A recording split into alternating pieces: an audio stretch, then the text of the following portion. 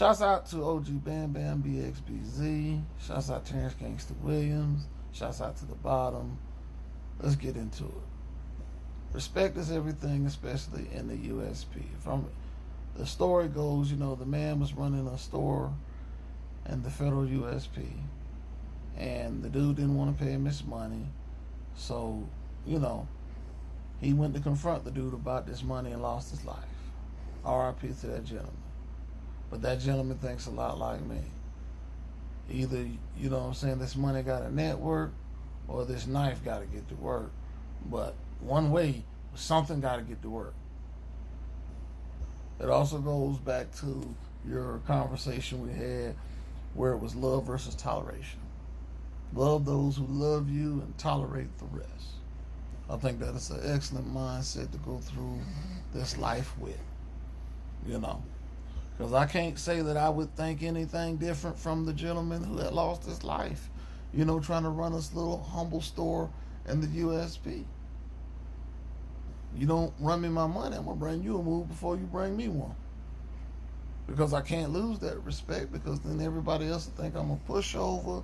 And then, that causes more problems than than it solves.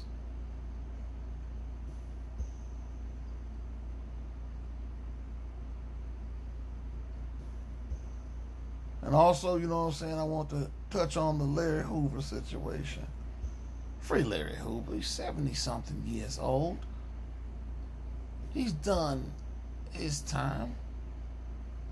He's been rehabilitated. If that's supposed to be the goal of the prison system, to rehabilitate the man is rehabilitated.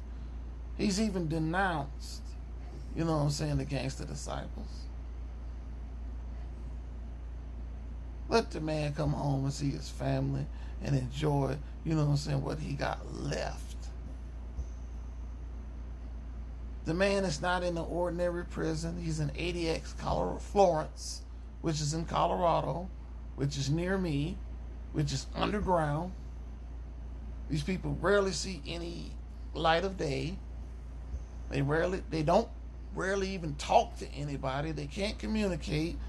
Like you said, OG Bam Bam, we filter everything from the mail, basically everything. Even the phone conversations, we filter. The letters, we filter. You know what I'm saying? He's been helping people for years in the prison systems to try to get their cases overturned.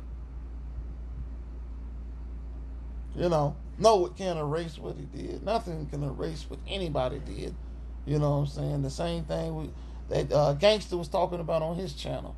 He can't erase what he did, but he can sure enough try to do some good, to try to add a little paint over it. And these gentlemen have been doing a lot more and have been doing good. Larry Hoover's rehabilitated. He's a changed man from what he was when he first hit the system.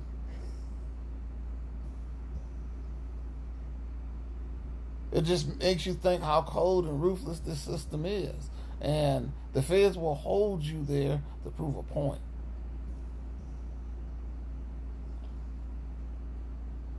But there's no point to prove anymore. And I think, just throwing my 2 cents in there. Y'all could have did the same thing with Tookie.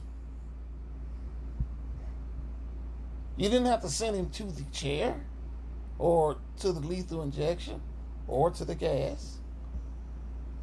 I think he was lethally injected. I have to do my research.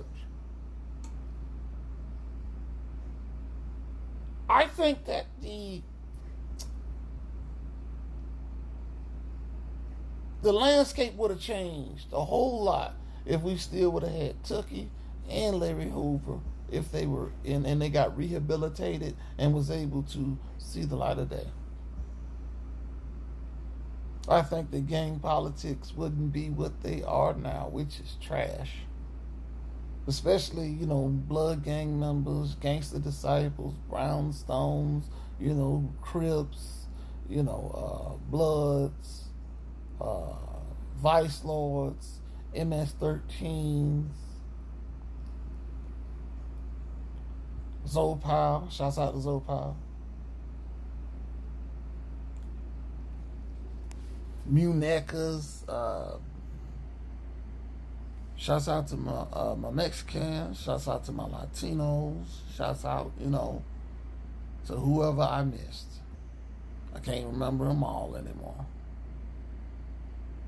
But I just think the landscape would have changed if at least, you know what I'm saying, Tookie was still here too. But again, Larry Hoover's 70-some years old. Let that man go.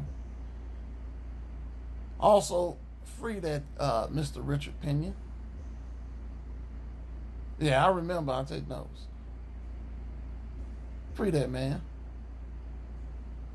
And shouts out to OG Bam Bam for bringing these stories to light. To shed a little light on it, because you know what the feds like to do. They like to hide you. Shouts out.